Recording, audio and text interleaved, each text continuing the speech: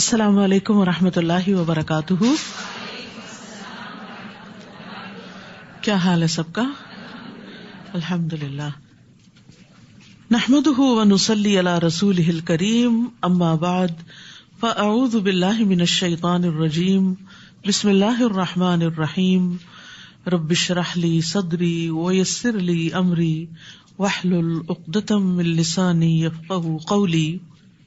زید بن ارقم رضی اللہ عنہ سے روایت ہے کہ نبی صلی اللہ علیہ وسلم نے فرمایا، اللہ عز و جل کی کتاب ہی اللہ کی رسی ہے، جو اس کی پیروی کرے گا وہ ہدایت پر رہے گا اور جو اسے چھوڑ دے گا وہ گمراہی پر رہے گا. تو ہم سب کے لیے لازم ہے کہ ہم اللہ کی کتاب کو پکڑے رکھیں تاکہ ہم سیدھے راستے پر رہیں. صراط الذین انعمت علیہم، ان لوگوں کے راستے پر جن پر اللہ سبحانہ تعالیٰ نے انعام کیا. قرآن مجید جو اللہ کی رسی ہے، اس کو پکڑنے کا مطلب کیا ہے کہ اس کو پڑھتے رہیں، اس کو سمجھتے رہیں، اس میں غور و فکر اور تدبر کرتے رہیں، کیونکہ کتاب کے آنے کا مقصد ہی یہی ہے. کتاب انزلناہ الیک مبارک لیدبروا آیاتہ ولیتذکر اولو الالباب. جو کتاب ہم نے آپ کی طرف نازل کی ہے بڑی برکت والی ہے تاکہ لوگ اس کی آیات میں غور و فکر کریں، اس کے اسرار کو جانیں، اس کی حکمتوں کو جانیں اور اہل عقل اس سے سبق حاصل کریں. حسن بصری رحمہ اللہ کہتے ہیں، قرآن اس لیے نازل کیا گیا تاکہ اس پر غور و فکر کیا جائے، لیکن عموماً ہم صرف اس کی قرأت یا حفظ کو ہی نیکی کا کام سمجھتے ہیں، اس کو سمجھتے نہیں ہیں، غور و فکر نہیں کرتے. تو وہ کہتے ہیں کہ یہ نازل ہی اس لیے کیا گیا ہے کہ اس پر غور و فکر کیا جائے، اس پر عمل کیا جائے، لیکن لوگوں نے اس کی تلاوت کو اپنا عمل بنا لیا، یعنی تلاوت ہی کو کافی سمجھ لیا ہے. امام ابن تیمیہ کہتے ہیں، جو ہدایت کی غرض سے قرآن میں تدبر کرتا ہے اس کے لیے حق کا راستہ واضح ہو جاتا ہے. یحییٰ ابن سعید سے مروی ہے، وہ کہتے ہیں کہ میں اور محمد بن یحییٰ بن حبان دونوں بیٹھے ہوئے تھے کہ محمد نے ایک آدمی کو بلایا اور اس سے کہا، مجھے وہ بتاؤ جو آپ نے اپنے والد سے سنا ہے. اس آدمی نے کہا، میرے والد نے مجھے بتایا کہ وہ زید بن ثابت جو ایک صحابی تھے ان کے پاس آئے اور ان سے پوچھا کہ آپ کا 7 دن میں قرآن مکمل کر لینے کے بارے میں کیا خیال ہے، یعنی 7 منزلیں جو ہیں تو 7 دن میں پڑھ لیا جائے. زید نے کہا، یہ اچھا کام ہے، لیکن میں اسے آدھے مہینے یا 10 دن میں پڑھ کر مکمل کروں تو یہ مجھے 7 دن میں پڑھنے سے زیادہ عزیز ہے، اور آپ مجھ سے پوچھیں کہ ایسا کیوں ہے. انہوں نے کہا، میں آپ سے پوچھتا ہوں کہ ایسا کیوں ہے؟ تو زید نے کہا، اس لیے تاکہ میں قرآن میں غور و فکر کروں اور اس کے مسائل پر رک کر تدبر کروں، غور کروں. تو قرآن مجید کی تلاوت کرتے ہوئے بھی کیا کرنا چاہیے؟ رک رک کر اس پہ غور کرنا چاہیے. اسی لیے تلاوت کا معمول بھی آپ ترجمے والے قرآن مجید سے بنا لیجئے، اور خصوصاً جہاں نیچے لفظ لفظ کا ترجمہ لکھا ہوتا ہے، تاکہ پڑھتے پڑھتے آپ رک جائیں اور اللہ سبحانہ تعالیٰ آپ سے کیا کہہ رہے ہیں اس پر غور و فکر کر سکیں. کیونکہ قرآن مجید کی تلاوت اور اس کی سمجھ لازم و ملزوم ہے. قرآن کا حق ادا ہی نہیں ہوتا جب تک کہ اس کو اس مقصد کے لیے نہ پڑھا جائے جس کے لیے وہ آیا ہے. تو اللہ تعالیٰ سے دعا ہے کہ اللہ تعالیٰ ہمیں اس کی توفیق عطا فرمائے. 10واں پارہ. اعوذ باللہ من الشیطان الرجیم. بسم اللہ الرحمن الرحیم. وَاعْلَمُوا أَنَّمَا غَنِمْتُم مِّن شَيْءٍ فَأَنَّ لِلَّهِ خُمُسَهُ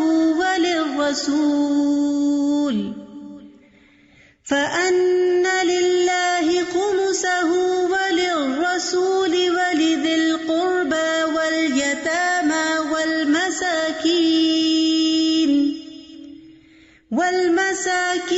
وَابْنِ السَّبِيلِ إِن كُنتُمْ آمَنتُم بِاللَّهِ وَمَا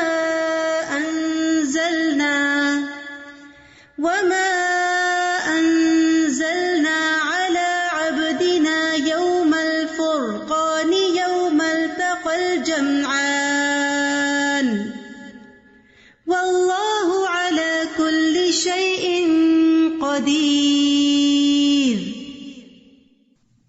شروع کرتی ہوں اللہ کے نام سے جو بے انتہا مہربان نہایت رحم فرمانے والا ہے۔ جان لو کہ جو کچھ تم بطور غنیمت حاصل کرو تو اس کا 5واں حصہ اللہ کے لیے، رسول کے لیے اور اس کے قرابت داروں، مسکینوں اور مسافروں کے لیے ہے۔ اگر تم اللہ پر ایمان رکھتے ہو اور اس فتح و نصرت پر جو فیصلے کے دن ہم نے اپنے بندے پر نازل کی تھی، جبکہ دونوں لشکروں میں مقابلہ ہوا، اور اللہ تعالیٰ ہر چیز پر قادر ہے۔ جنگ بدر ہی کے پس منظر میں آیات نازل ہوئی ہیں۔ جنگ بدر میں مسلمانوں کو مال غنیمت حاصل ہوا۔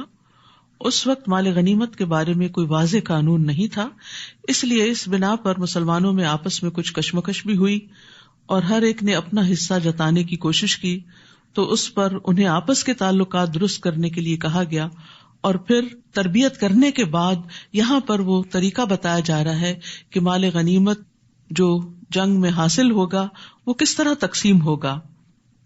مال غنیمت پچھلی امتوں کے لیے حلال نہیں تھا، لیکن رسول اللہ صلی اللہ علیہ وسلم نے فرمایا میرے لیے مال غنیمت حلال کر دیا گیا، اور اس کی تقسیم کس طرح ہوگی کہ اس کے 5 حصے ہوں گے۔ 5واں حصہ اللہ کے لیے اور رسول کے لیے۔ اللہ کے لیے صرف برکت کے لیے یہاں پر آیا، ورنہ اللہ سبحانہ تعالیٰ تو خود سارے رزق کا مالک ہے، ہر چیز کا مالک ہے، اسے تو اس مال میں سے کچھ بھی نہیں چاہیے۔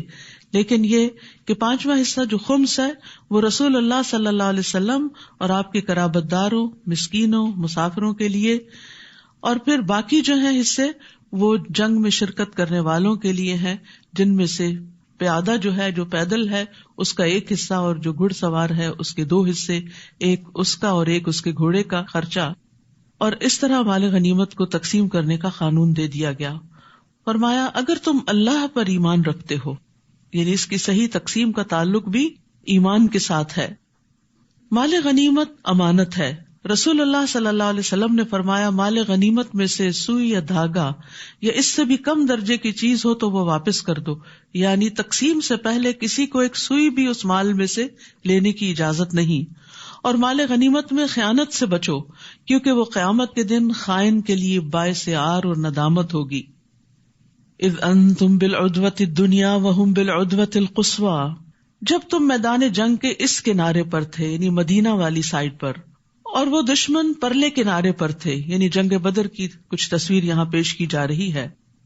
اور ابو سفیان کا قافلہ تم سے نیچے ساحل کی طرف اتر گیا تھا، اور اگر تم دونوں مسلمان اور کفار باہم جنگ کا عہد و پیمان کرتے، یعنی لڑنے کے لیے کوئی وقت مقرر کرتے، تو تم دونوں مقررہ وقت سے پہلو تہی کر جاتے، لیکن اللہ نے وہ کام پورا کرنا ہی تھا جو ہو کر رہنے والا تھا، یعنی 2 فریقوں کو جنگ بدر کے میدان میں لا کر ایک دوسرے سے بھڑا دیا، یہ اللہ کی تقدیر کا حصہ تھا، تاکہ جسے ہلاک ہونا ہے وہ دلیل کی بنا پر ہلاک ہو۔ یعنی اس میں بڑے بڑے سرداران قریش مارے گئے تھے، اور یہ ان کے لیے پیغمبر صلی اللہ علیہ وسلم کے ساتھ طرح طرح کی زیادتیاں کرنے کا ایک بدلہ تھا، یہ ایک عذاب تھا ان کے لیے۔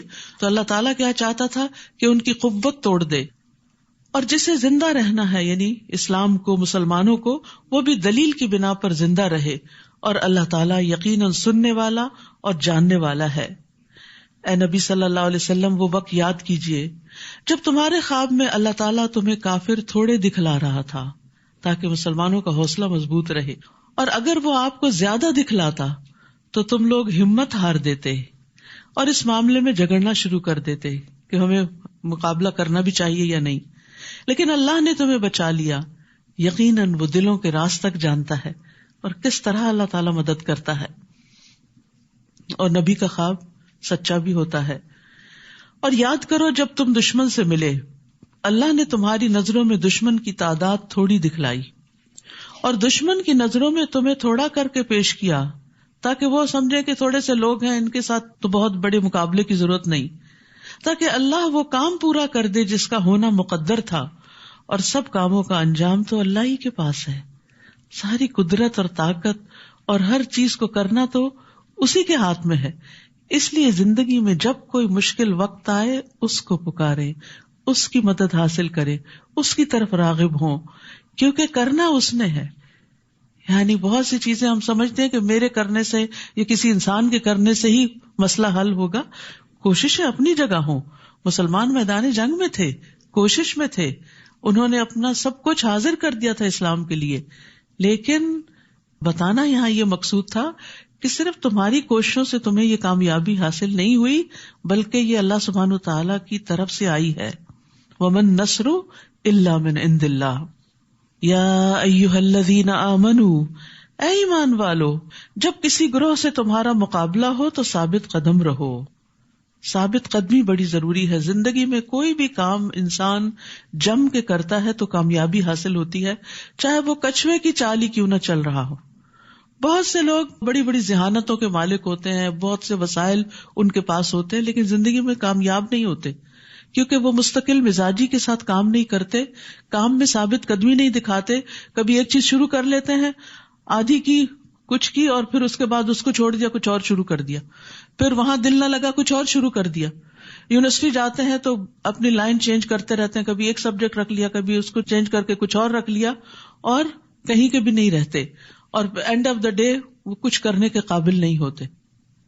تو انسان دین کا معاملہ ہو یا دنیا کا معاملہ ہو، کسی چیز کو جب اختیار کرے تو شرح صدر کے ساتھ اللہ سے دعا کر کے، استخارہ کر کے، فَإِذَا عَزَمْتَ فَتَوَكَّلْ عَلَى اللَّهِ، جب عزم کر لو، پکا ارادہ کر لو کہ یہ کرنا ہے تو پھر کر کے چھوڑیں، مشکلات سے گھبرا کر اس کام کو چھوڑ نہ دیں.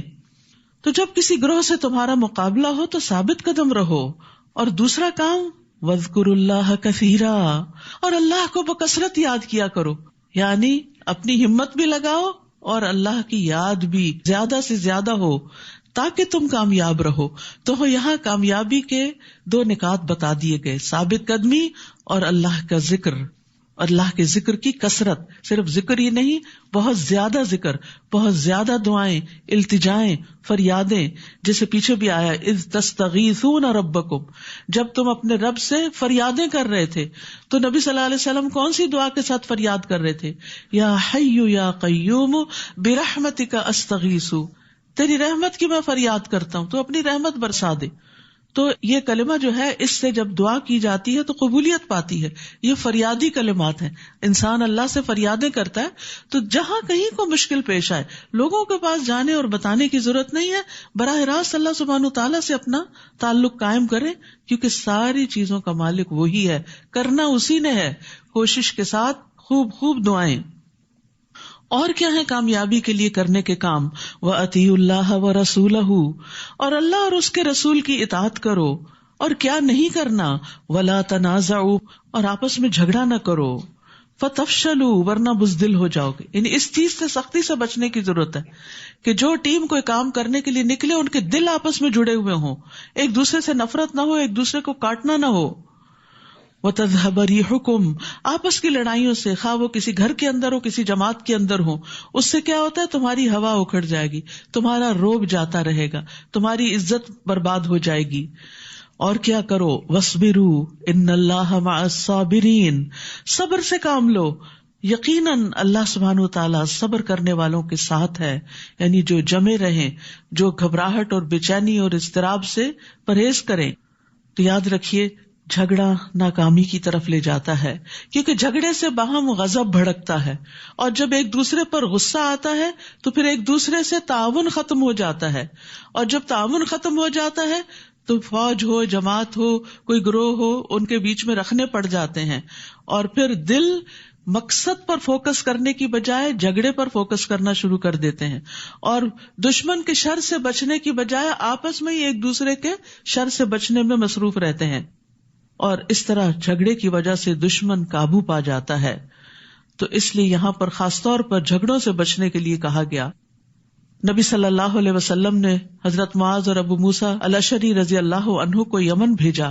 آپ نے فرمایا، لوگوں کے لیے آسانی پیدا کرنا، انہیں سختیوں میں مبتلا نہ کرنا، ان کو خوش رکھنا، نفرت نہ دلانا، اور تم دونوں آپس میں اتفاق رکھنا، اختلاف پیدا نہ کرنا. یہ وہ اس وقت کے گورنر بنا کر بھیجے گئے تھے، لیڈرز تھے. تو ایک لیڈر کے اندر یہ کوالٹی ہونی چاہیے کہ وہ اپنے ساتھیوں کو اور اپنی جماعت کو پیار کے ساتھ، محبت کے ساتھ لے کر چلے، اور ان کے لیے آسانیاں پیدا کرے. یہ نہیں کہ اب آپ کو اتھارٹی مل گئی ہے اور آپ دوسروں پر حکم چلا کر ان کی زندگی دوبھر کر دیں اور ان پر سختیاں کریں. نہیں، ان کو خوش رکھیں، نفرت نہ دلائیں، اتفاق رکھیں، اختلاف پیدا نہ کریں. یہ ہے کامیابی کی علامات. جس قوم کے اندر، جس گروہ کے اندر یہ خوبیاں پیدا ہو جاتی ہیں وہ ترقی کی منزلیں طے کرنے لگتی ہے.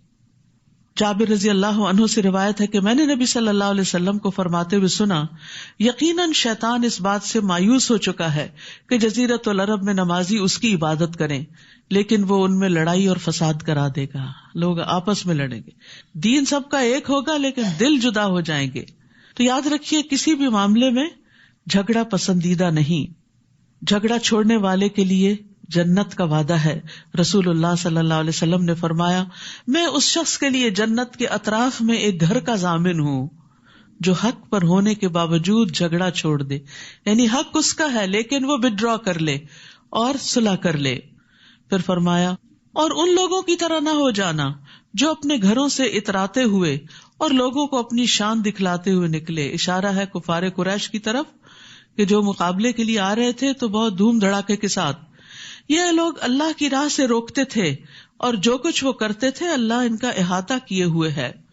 یعنی یہ لوگ نبی صلی اللہ علیہ وسلم کی لائی ہوئی دعوت کا انکار کرتے تھے اور لوگوں کو آپ کی طرف آنے نہیں دیتے تھے اور اپنے غلط کاموں پر بھی اترانے والے تھے. یاد رکھیے اترانا اور فخر جتانا اللہ سبحانہ تعالیٰ کو پسند نہیں. نبی صلی اللہ علیہ وسلم نے فرمایا، جو شہرت کا طالب ہو اللہ تعالیٰ اس کی شہرت قیامت کے دن سب کو سنا دے گا. جو کوئی لوگوں کو دکھانے کے لیے کوئی کام کرے گا اللہ تعالیٰ قیامت کے دن اس کو سب لوگوں کو دکھا دے گا. یعنی اس کے دھوکے کو، اس کے فریب اور فراڈ کو سب کے سامنے کر دے گا کہ بظاہر اس نے اپنے اوپر دین کا لبادہ اڑا ہوا تھا لیکن یہ دراصل اپنے آپ کو نمایاں کرنا چاہتا تھا. وَإِذْ زَيَّنَ لَهُمُ الشَّيْطَانُ أَعْمَالَهُمْ، جبکہ شیطان نے ان کے لیے ان کے اعمال خوشنما بنا کر دکھائے اور کہنے لگا آج تم پر کوئی غالب نہیں آ سکتا. یعنی شیطان نے نبی صلی اللہ علیہ وسلم کے دشمنوں کو، مخالف فوج کو دھوکے میں مبتلا کیا کہ تمہاری طاقت زیادہ ہے اور تمہاری شان و شوکت زیادہ ہے، مسلمان تو تعداد میں بہت کم ہیں اور ان کے پاس تو اسلحہ بھی نہیں، لہٰذا تم ہی غالب آؤ گے اور میں تمہارا مددگار ہوں. کہتے کہ شیطان بنو مدلج کے ایک لیڈر کی شکل میں آیا اور کہنے لگا کہ ہم بھی تمہارے ساتھ ہیں، تم گھبراؤ نہیں. پھر جب دونوں لشکروں کا آمنا سامنا ہوا تو الٹے پاؤں پھر گیا، کہنے لگا میرا تم سے کوئی واسطہ نہیں، میں وہ کچھ دیکھ رہا ہوں یعنی فرشتے جو تم نہیں دیکھتے. مجھے اللہ سے ڈر لگتا ہے اور اللہ سخت سزا دینے والا ہے. یعنی عین مارکے میں دھوکہ دے گیا. اور یہی شیطان کا کام ہے، انسان کو غلط کام پہ اکساتا ہے اور جب انسان غلط راستے پہ چل پڑتا ہے تو ساتھ چھوڑ دیتا ہے اور جا کے اس کے مخالف کو اکسانے لگتا ہے. یعنی وہ وسوسے دوسرے فریق کے دل میں ڈالتا ہے کہ دیکھو فلاں تمہارے خلاف چڑھائی کر رہا ہے، حتیٰ کہ دنیا میں بھی انسان کو دھوکہ دیتا ہے اور مرواتا ہے. اور ایک اور بات جو اس نے کی، مجھے اللہ سے ڈر لگتا ہے. سبحان اللہ، یا تو سچا ہے یا جھوٹا. اگر سچا ہے تو ہمیں شرم کرنی چاہیے کہ شیطان کو اگر اللہ سے ڈر لگتا تو ہمیں گناہ کرتے ہوئے کیوں نہیں لگتا، اور اگر جھوٹا ہے تو پھر جھوٹے کی بات کا کیا اعتبار. اور اس نے بھی یہی کہا اور اللہ سخت سزا دینے والا ہے. واللہ شدید العقاب. تو عقاب عقوبت سے ہے. عقوبت وہ سزا ہوتی ہے جو کسی فرض کو چھوڑنے اور حرام کام کے ارتکاب پر ہوتی ہے، یعنی کانسیکوینسز کے طور پر. عقب ایڑی کو کہتے ہیں نا، جو پیچھے ہوتی ہے. لیکن یاد رکھیے اطاعت کے بغیر اللہ کا خوف کچھ فائدہ نہیں دیتا. اگر کوئی شخص اللہ کی بات نہیں مانتا، اطاعت نہیں کرتا اور کہتا میں اللہ سے ڈرتا ہوں، تو وہ اپنے کہنے میں جھوٹا ہے. سچا کون ہے؟ جو اللہ سے ڈر کر پھر اللہ کی رضا کے کام کرے. اذ یقول المنافقون والذین فی قلوبہم مرض، جب منافقین اور وہ لوگ جن کے دلوں میں بیماری ہے یہ کہہ رہے تھے کہ ان مسلمانوں کو ان کے دین نے دھوکے میں ڈال رکھا ہے. حالانکہ اگر کوئی شخص اللہ پر بھروسہ کر لے تو اللہ یقیناً سب پر غالب اور حکمت والا ہے. آج بھی مسلمانوں کو اس قسم کے طعنے دیے جاتے ہیں، لیکن ایسی باتوں کے جواب میں انسان کو اللہ کا حکم مانتے ہوئے اللہ پر ہی توکل کرنا چاہیے. کاش آپ اس حالت کو دیکھتے جب فرشتے ان مقتول کافروں کی روحیں قبض کر رہے تھے، یعنی بدر کے میدان میں. تو ان کے چہرے اور ان کی پیٹھوں پر ضربیں لگا رہے تھے، یعنی مار رہے تھے ان کو، اور کہتے تھے اب جلانے والے عذاب کا مزہ چکھو۔ اس سے یہ پتہ چلتا ہے کہ موت کے وقت فرشتے آتے ہیں اور مجرموں کو اس وقت بھی مارتے ہیں۔ یہ تمہارے ان اعمال کا بدلہ ہے جو تم نے اپنے آگے بھیجے ہیں، یعنی ایسے ہی نہیں تمہیں یہ مار پڑ رہی، یہ تمہارے اپنے کرتوتوں کا نتیجہ ہے، ورنہ اللہ تو اپنے بندوں پر ظلم کرنے والا نہیں ہے۔ ان کافروں کا معاملہ بھی فرعونیوں جیسا ہے، جیسے فرعون نے موسیٰ علیہ السلام اور ان کے ساتھیوں کے بارے میں طرز عمل اختیار کیا تھا، آج قریش کے سردار جو ہے وہ محمد صلی اللہ علیہ وسلم کے سامنے فرعون بنے ہوئے ہیں۔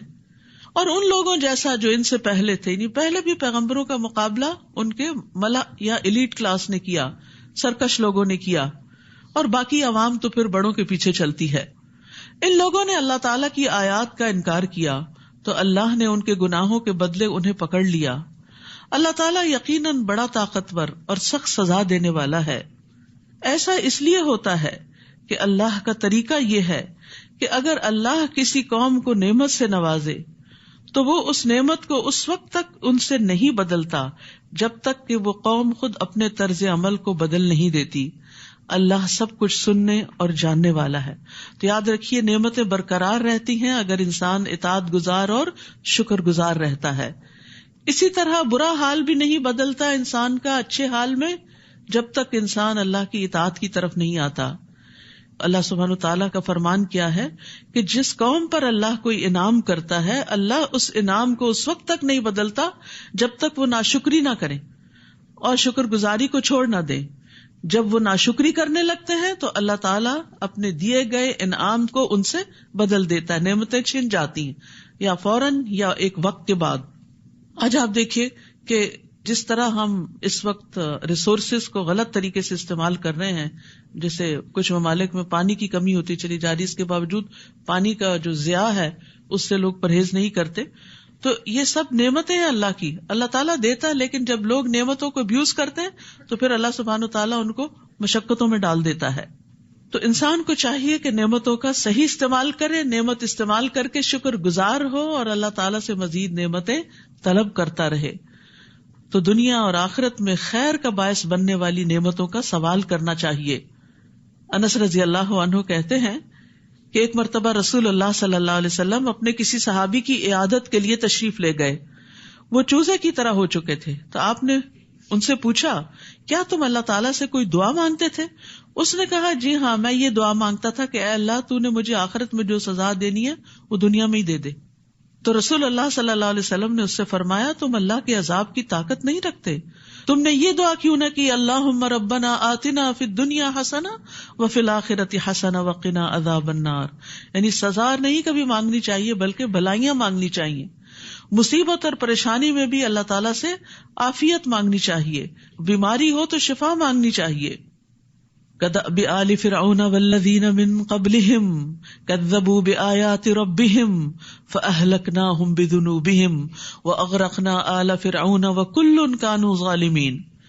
ان لوگوں کا معاملہ یعنی نبی صلی اللہ علیہ وسلم کے ان دشمنوں کا معاملہ بھی آل فرعون جیسا ہے اور ان لوگوں جیسا جو ان سے پہلے تھے، یعنی پچھلے انبیاء کے جو دشمن تھے، انہوں نے اپنے رب کی آیات کو جھٹلایا تو ہم نے انہیں ان کے گناہوں کی پاداش میں ہلاک کر دیا اور فرعون کی قوم کو غرق کر دیا، کیونکہ فرعون ان سب کے مقابلے میں زیادہ سخت دشمن تھا اور یہ سبھی لوگ ظالم تھے۔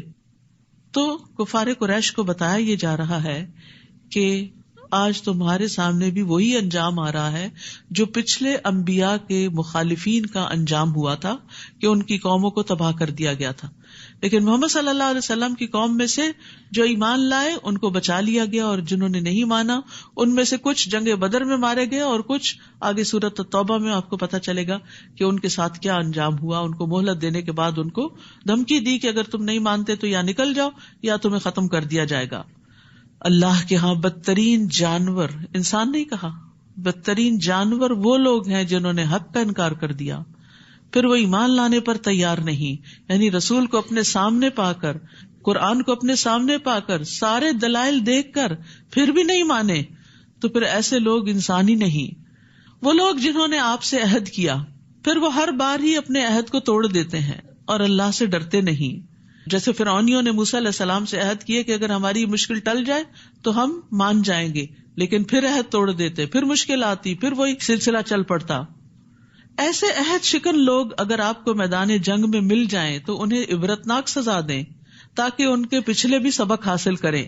اور اگر آپ کو کسی قوم سے خیانت، عہد شکنی کا خطرہ ہو تو برابری کی سطح پر ان کا معاہدہ ان کے آگے پھینک دیں، کیونکہ اللہ تعالیٰ خیانت کرنے والوں کو پسند نہیں کرتا. یعنی جن قوموں کے ساتھ معاہدے ہوں ان معاہدوں کو پورا کیا جائے. المائدہ میں بھی معاہدے پورے کرنے کا حکم دیا گیا تھا. تو معاہدہ چاہے کسی مسلمان سے ہو یا نان مسلم سے ہو، اسے پورا کرنا چاہیے.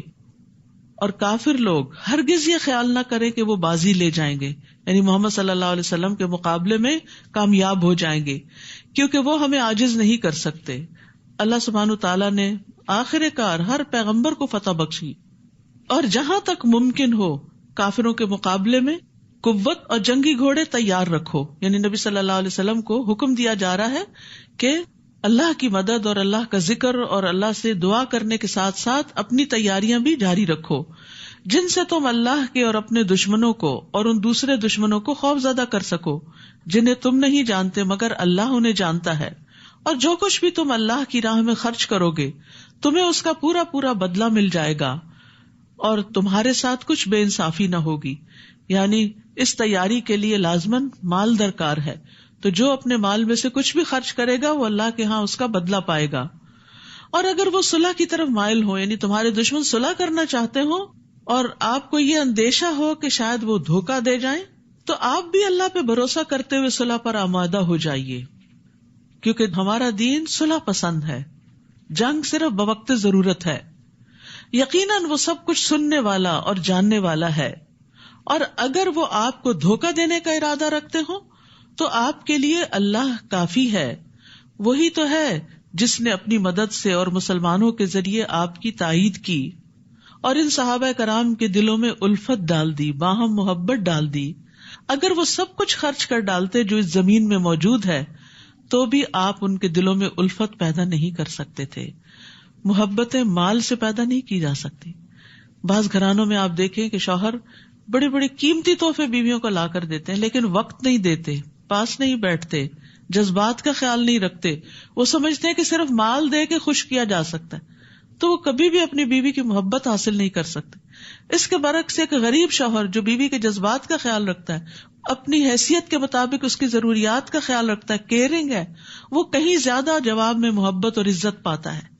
اور یہ کسی بھی رشتے اور کسی بھی ریلیشن کے معاملے میں ہے کہ آپ لوگوں کو مال سے نہیں خرید سکتے. مال سے خریدے ہوئے لوگ وقتی فائدہ دے سکتے ہیں آپ کو، ان کے دلوں میں آپ کی مستقل محبت نہیں ہو سکتی. تو یہاں بھی اللہ سبحانہ وتعالیٰ فرما رہے ہیں کہ یہ محبت اللہ نے دلوں میں ڈالی ہے. اگر آپ وہ سب کچھ خرچ کر ڈالتے جو زمین میں، پورے کی پوری دولت، پوری زمین کا سامان، تو بھی آپ ان کے دلوں میں الفت نہیں پیدا کر سکتے تھے. یہ دل جو ہے نا، یہ اللہ کے ہاتھ میں ہوتے ہیں. اللہ جس کے دل میں جس کی محبت ڈال دے، یہ اسی کا کام ہے. اس لیے اگر لوگوں کے دلوں میں آپ سمجھیں کہ بچے آپ سے محبت نہیں کرتے، یا بہن بھائیوں کے دلوں میں محبت نہیں آپ کے لیے، یا شوہر کے دل میں نہیں، تو یہ بھی اللہ سے مانگیے کہ اللہ ان کے دلوں کو ہمارے لیے مسخر کر دے اور ہماری طرف راغب کر دے، تاکہ ہم اس دنیا میں بھی ایک اچھے خوشگوار ریلیشن شپ میں ہوں. کیونکہ جب آپ کسی سے محبت کرتے ہو، جواب میں آپ کو محبت نہ ملے تو یہ بڑی تکلیف دہ بات ہوتی ہے. فرمایا یہ اللہ ہی ہے جس نے ان میں الفت ڈال دی، کیونکہ وہ سب پر غالب اور حکمت والا ہے. ابن عباس کہتے ہیں بے شک جب اللہ کچھ دلوں کو ایک دوسرے کے قریب کر دیتا ہے تو کوئی چیز انہیں دور نہیں کر سکتی. یعنی آپ ایک دوسرے کے خلاف بھی ان کو بھڑکائیں تو آپ انہیں توڑ نہیں سکتے. بازو کو دشمن کی یہ چال ہوتی ہے پھوٹ ڈالنے کے لیے ایک دوسرے کے درمیان غلط فہمیاں ڈالنا. پھر انہوں نے اسی آیت کی تلاوت کی کہ لوگوں کی ڈالی ہوئی غلط فہمیاں کوئی نقصان نہیں دیتی اگر اللہ محبت ڈالے رکھے. تو نکتہ کیا ہے، راز کیا ہے کہ کسی بھی مسئلے میں اپنا معاملہ اللہ سے درست کر لیں، وہ آپ کے سارے معاملات کا ذمہ لے لے گا، وہ آپ کے معاملات درست کر دے گا. ہم بعض اوقات دوسروں کو بلیم کرنا شروع کر دیتے ہیں یا صرف رونے دھونے سے کام لیتے ہیں، اللہ سبحانہ و تعالیٰ کی طرف رجوع نہیں کرتے اور مسائل حل نہیں ہوتے. تو سب سے آسان طریقہ کیا ہے؟ ایاک نعبد و ایاک نستعین، تیری ہم عبادت کر، تیرے ہم بندے ہیں، تجھ سے ہی مدد چاہتے ہیں، تو نہیں مسئلہ حل کرنا ہے، کوشش ہم کریں گے، مدد تو کرے گا. اور پھر آپ دیکھیں کیسے کیسے ونڈرز ہوتے ہیں. اور پھر یہ دعائیں بھی پڑھنی چاہیے، اللہم الف بین قلوبنا واصلح ذات بیننا واہدنا سبل السلام، آخر تک. اے اللہ ہمارے دلوں میں الفت پیدا کر دے اور ہمارے آپس کے معاملات کی اصلاح کر دے. یہ گھروں کے جھگڑے فساد میں بڑی بہترین دعا ہے. اور ہمیں سلامتی کے راستوں کی طرف رہنمائی فرما اور ہمیں اندھیروں سے نجات دے کر نور کی طرف لے آ، اور ہمیں تمام ظاہری اور چھپی بدکاریوں سے محفوظ رکھ، اور ہمارے کانوں اور ہماری آنکھوں اور ہمارے دلوں اور ہمارے گھر والوں اور ہمارے بچوں میں برکتیں عطا فرما اور ہماری توبہ قبول فرما. بلا شبہ تو بہت زیادہ توبہ قبول کرنے والا ہے اور رحمت کرنے والا ہے، اور ہمیں اپنی نعمتوں کا شکر کرنے والا بنا دے اور ان کی تعریف کرنے والا اور ان کو قبول کرنے والا بنا دے، اور ان نعمتوں کو ہم پر مکمل فرما دے. یہ دعائیں اور اسی طرح کی اور دعائیں جو ہیں، یہ چھوٹی سی کتاب ہے قرآنی اور مسنون دعائیں، ان میں موجود ہیں. آپ اپنا روز کا معمول بنا لیں کہ شروع سے لے کے آخر تک اس کو 4 دن میں پڑھیں، ہفتے میں پڑھیں، روز کا ایک صفحہ پڑھیں، کچھ نہ کچھ دعائیں. اس طرح آپ دیکھیں ساری اچھی اچھی دعائیں آپ مانگ لیں گے. ورنہ اگر اپنے حافظے اور اپنی سوچ اور اپنے دل سے یہ مانگنا پڑے تو ہم یہ سارا کچھ مانگ ہی نہیں سکتے. نبی صلی اللہ علیہ وسلم کی دعائیں بہت جامع دعائیں ہیں. جو کچھ آپ نے مانگا، جس طریقے سے مانگا، ہم تو اس کے خاک کے برابر بھی نہیں. ہمیں تو مانگنا بھی نہیں آتا، ہمیں صرف پریشان ہونا آتا ہے، اس کا حل نہیں آتا. تو اس لیے بہت ضروری ہے کہ ہم اچھی دعائیں مانگنے والے بنیں. تو یہ دعائیں خود اپنے لیے بھی پڑھا کریں اور سب کی طرف سے بھی پڑھا کریں. اور پھر خاص طور پہ آپ دیکھیے رمضان آ رہا ہے، سحری کے وقت، افطاری کے وقت روزے دار کی دعا قبول ہوتی ہے، دن کے وقت، نمازوں کے بعد، تاک راتوں میں، ليلۃ القدر میں. معلوم نہیں کون کون سی دعائیں قبول ہو جائیں اور زندگی کا نقشہ ہی بدل جائے. السلام علیکم ورحمۃ اللہ وبرکاتہ.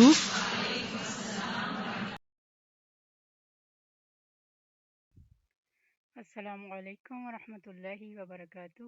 الحمد للہ ہمارا 10واں پارہ شروع ہو چکا ہے، اور اس میں ہم نے غزوہ بدر کے بارے میں سنا ہے، اور اس میں جو آپ صلی اللہ علیہ وآلہ وسلم نے دعا کی ہے وہ بہت ہی خوبصورت ہے، اور یہ ایاک نستعین میں موجود ہے. دعا کچھ اس طرح سے ہے: یا حیو یا قیوم برحمتک استغیث اصلح لی شأنی کلہ ولا تکلنی الی نفسی طرفۃ عین. اور اس دعا کو اکثر لوگ اس کو پڑھتے ہیں، آدھی دعا پڑھتے ہیں، لیکن وہ اگر پوری دعا پہ غور کریں تو اس کا مفہوم بہت ہی خوبصورت ہے. تو اس کو اگر آپ، اس میں رحمت مانگی گئی ہے، اور رمضان میں انشاءاللہ پہلے عشرے میں ہم رحمت کی دعائیں مانگتے ہیں، تو اس وقت بھی آپ اس دعا کو پڑھ سکتے ہیں. اور اس کے علاوہ استاذہ نے بہت ساری اور دعائیں بھی بتائی ہیں، تو امید ہے کہ بہنیں ان ساری چیزوں پہ غور کریں گی. اور اللہ کا شکر ہے، الحمدللہ ہمارا یہ 10واں پارہ ہے، تو میری کوشش ہے کہ آپ کو سارے پاروں کا ریکیپ بھی سنوایا جائے.